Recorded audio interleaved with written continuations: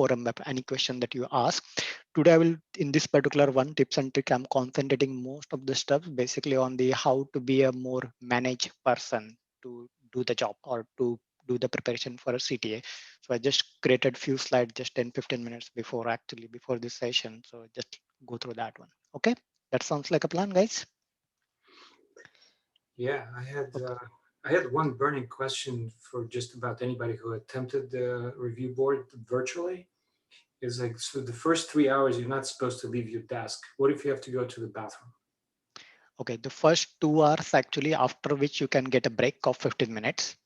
Okay, Gotcha. 2 hours. and if there is a really emergency, then okay, they can allow you to go for that one, possibly if you request Suzanne. But actually, I would strongly suggest to before you start your exam, you do whatever you want to do actually and come back Right. and make sure that if somebody is really having a problem. So I do have it actually. So I always control my water intake, especially for first 2 hours, because later on it's quite simple because you have 1 hour break, 1 hour 30 minutes, that should be okay. Then again after 45-minute presentation and then 1 hour presentation, then 1 hour Q&A round, that should be okay. But the worst case, I either ask Suzanne or control the flow of water, either two of the things basically. No, yeah, that's manageable. I just thought that 3 hours not supposed to, go anywhere, get up at all, nothing like that. Yeah. So let's try to just check out a few tips and tricks I use actually in my day-to-day life. When I say stay focused, if you see the spelling is not with E, okay. So what I'm pointing over here actually is a bit funnily. The stay focused is a Google Chrome plugin. So many of us, including me, basically, I have a habit that to check the news on a regular instantly, actually, or do something with it visit a site, okay, which you feel like always going over there. What you can do with the stay focus when you install that one, okay, it allow you to also set the limit, the number of minutes that you want to spend for entire day on particular sites. It could be one or multiple sites on that one. And it really helped me. Of course, if you use the incognito, then it doesn't work. But of course, that is something control that you need to have.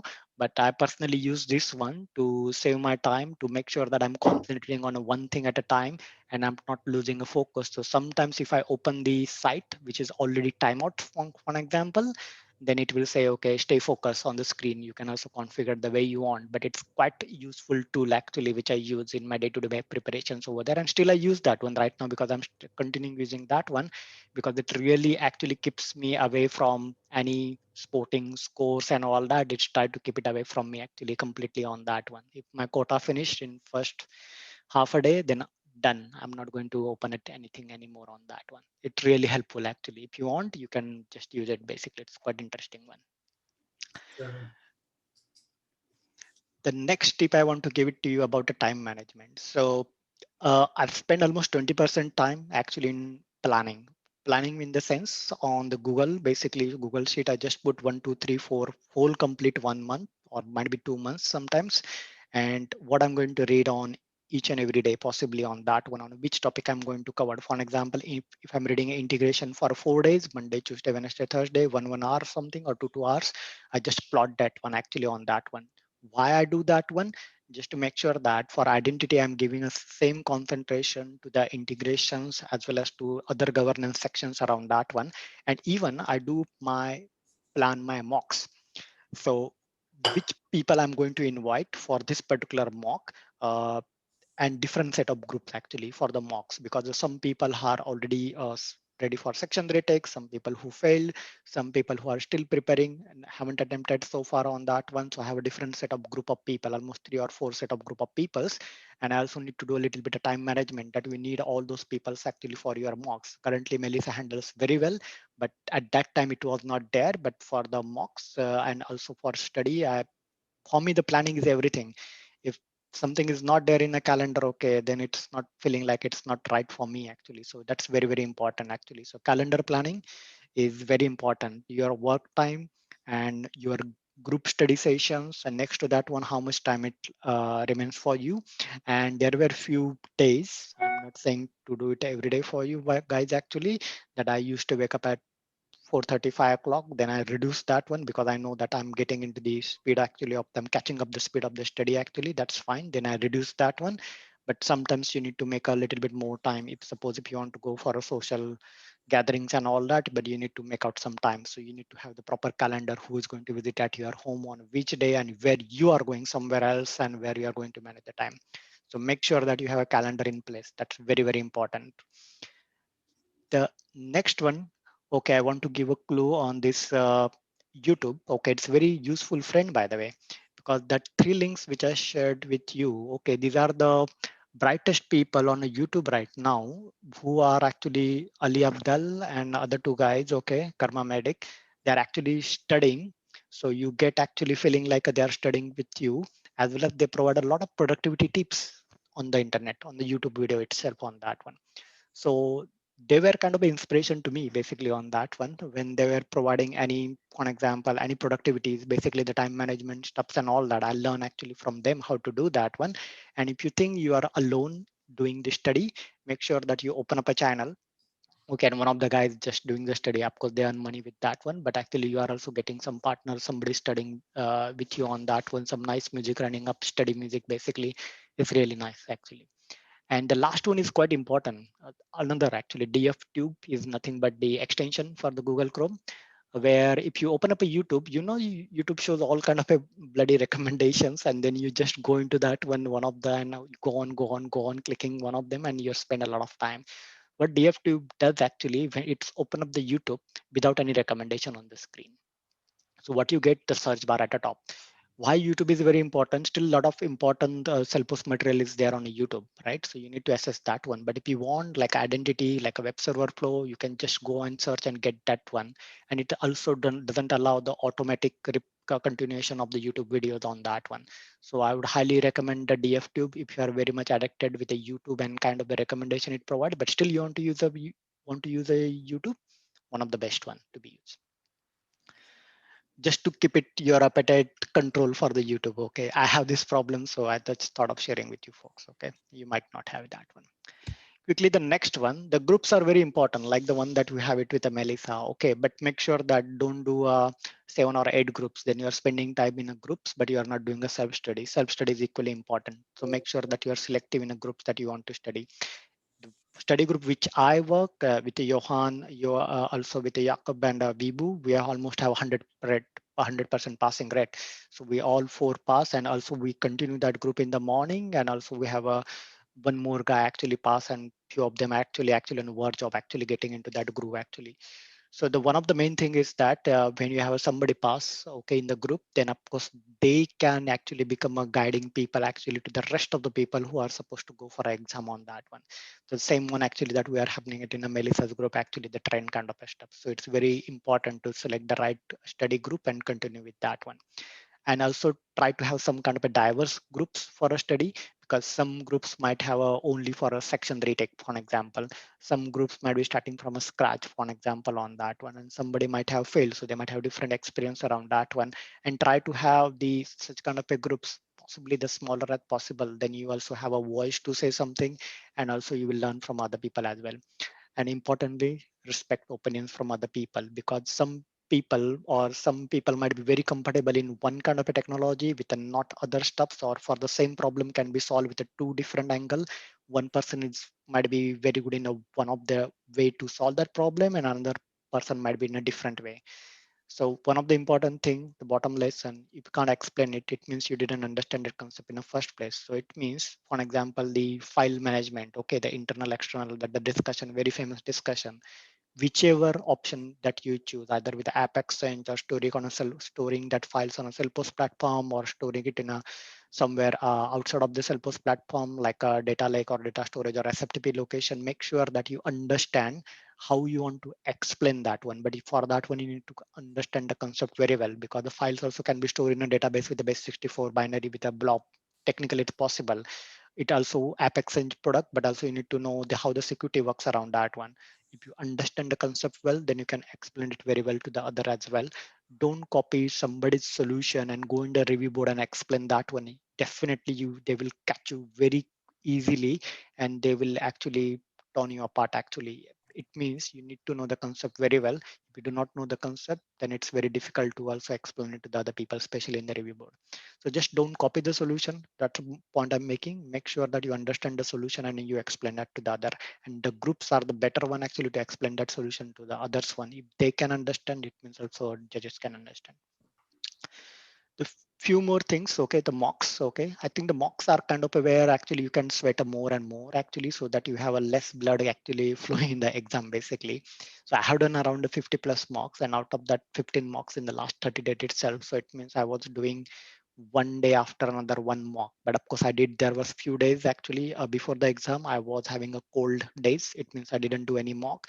So it means there are actually 4 or 5 days I was continuously doing the mocks. So it means I was spending almost 6 hours daily. After that, I was just shut down. Actually, nothing else can be done. But what actually it provided me, those 15 mocks is nothing but at what time I'm going to start on a system landscape, what time I'm going to start on a data model. Same goes for a governance when I'm completing or starting my the solution architecture steps and all that.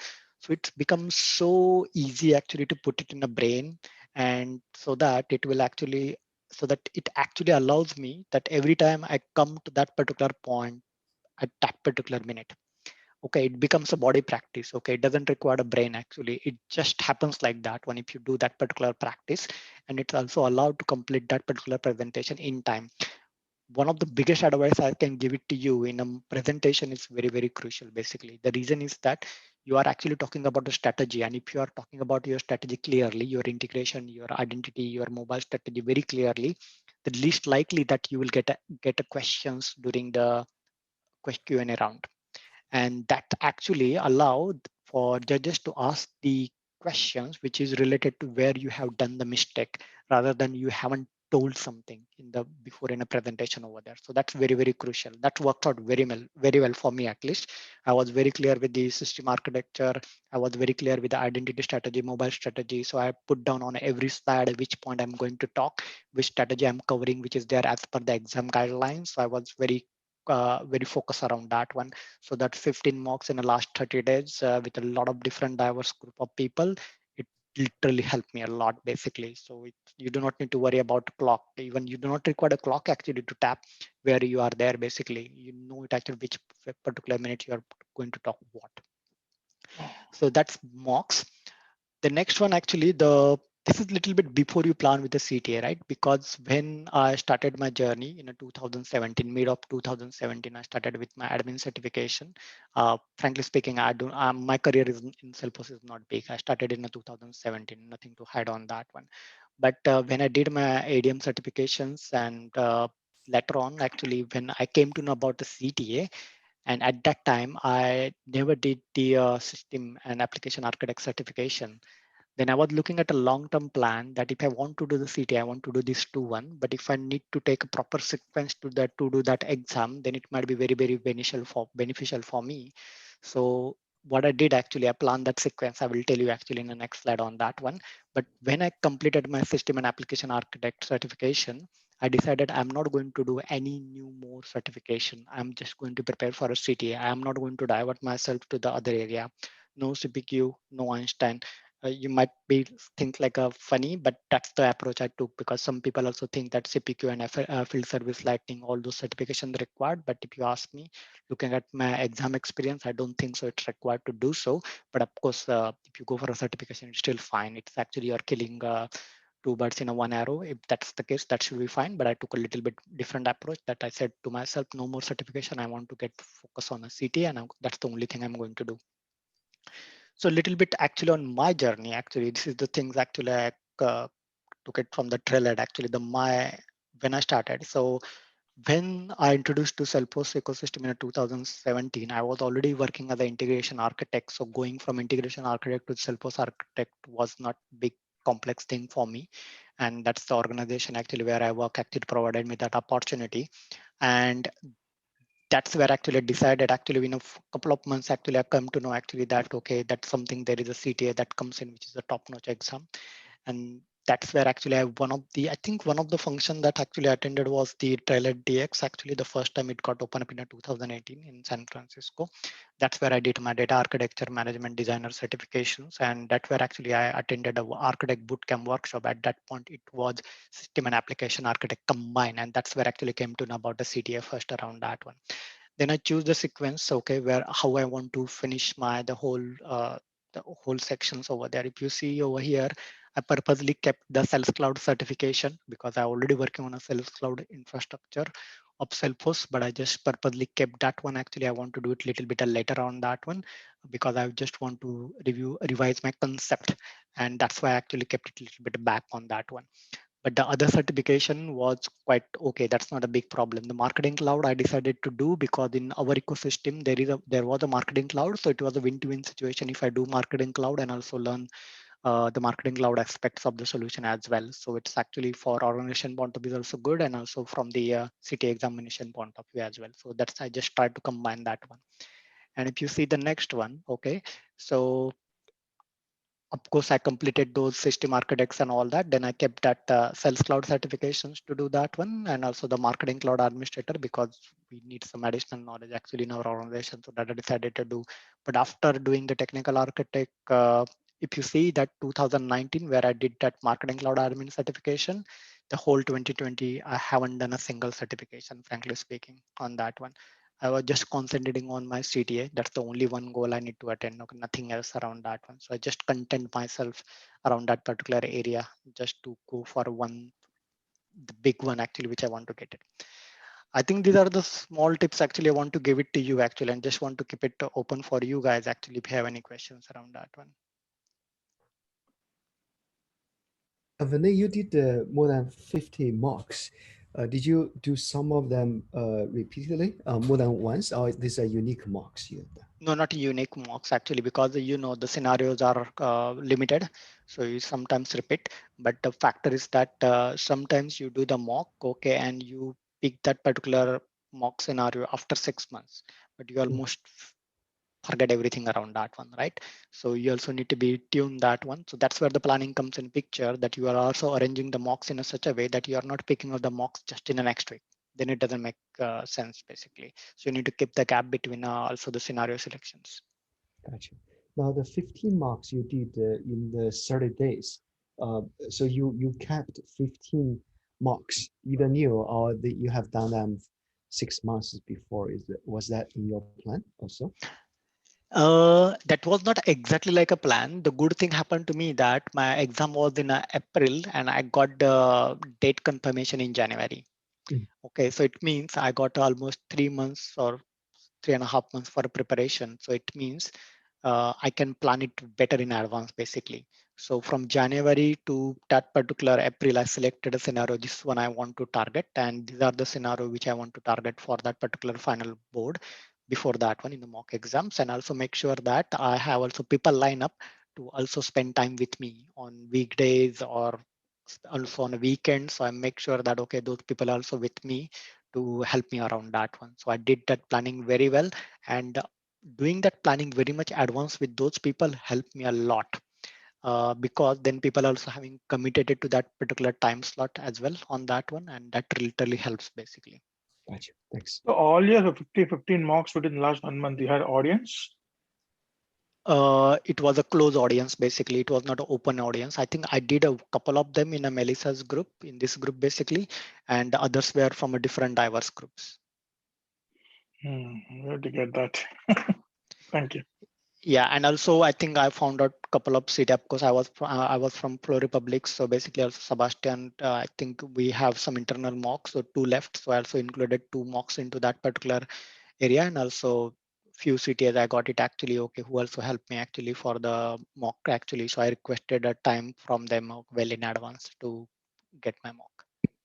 Those 15 marks that you saw towards the end, have you ever seen that before, or that's the first time you are looking at those 15 marks? I think the couple of them were completely brand new, especially one from Andrew Hart's, okay, CTA 201. Okay, that's one. So those are completely brand new. But the others ones I saw, but I think the couple of them still pop up new one. I think out of 15, I think 3 or 4 were new to me Okay, I do not know exact names, but I think at the same time, the Andrew Hart was publishing every January, right? January, February, March. So I got 3 out of them out of new one. Hey Vinay, funny here. Quick question. I think there are different set of audience in this group, right? There are a few who are just starting their journey, and there are a few who are way in the advanced phase. So when you started your journey and when you started working on these mocks, I know there was we tend to set some time to complete the mock, and we often can't meet the time because of getting into the groove of solving the scenarios will take a while, right? So how did you address that? I mean, when for example laptop to school, instead of taking 2 hours, it may take 4 hours in the beginning. Um, so, but I mean, do you had the same issues, or how did you address that going forward? Yeah, so I have the same issues by the way on that one. Okay, but trust me one thing actually. Okay, the more you sweat early, okay, then it happens in an exam. So basically, even a marathon runners, if the race is almost for a 22-kilometer half one actually, when they practice 3 or 4 days back or even that real time, they only run for 18 to 20-kilometer. Okay, they don't run for a 22-kilometer basically, and they left it that 22-kilometer to be happen during the exam itself around that one. Okay, I mean on that race day itself on that one. So frankly speaking, I always having starting with the issues with the completing that presentation in time, and that's one of the issue. I will tell you actually why it was happening. So maybe you can also save some time on that one when you're doing your own mocks. Is that how to be very precise and concise and in talking a particular subject like a mobile strategy. In a mobile strategy, there are only 3 or 4 options, right? Basically on that one. Out of that, which strategy is applicable to you and why you think that is applicable to you, it's very very important. If you can explain that in few seconds, I'm not saying in a minutes, but in a few seconds, then it's actually becoming the binding gel basically. Sometimes what happens, we go on just talking about that particular subject for a few more minutes, then you are actually wasting a time around that one. So it is not going to be because you already gain a score, but you are still talking about that one.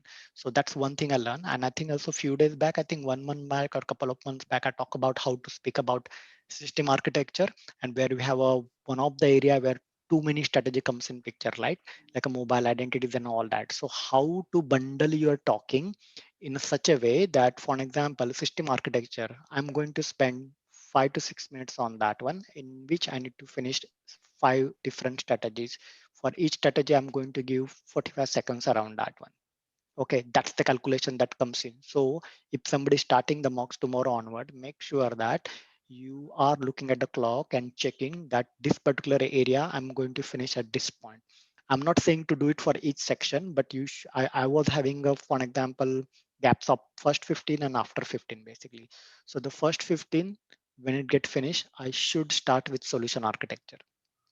And after that 10-12 minutes I'm talking about the solution architecture, and after that one I should start data migration by hook and crook by the next 15, almost half an hour, so that I can finish my governance sections and also the data security and all those kind of stuff. So it's a hard stop, and that comes with a practice basically where you want to put those stuffs and also do precise and concise, put that material that you want to speak it around that one, and try to capitalize on the catchy words actually. Okay, not, I would say the catchy words means the Gartner listing basically on that one, like a web server flows and all those kind of whatever 2.0s and all that. Be precise actually which flow you want to talk about that over there in that particular context, and just be get out of from that one.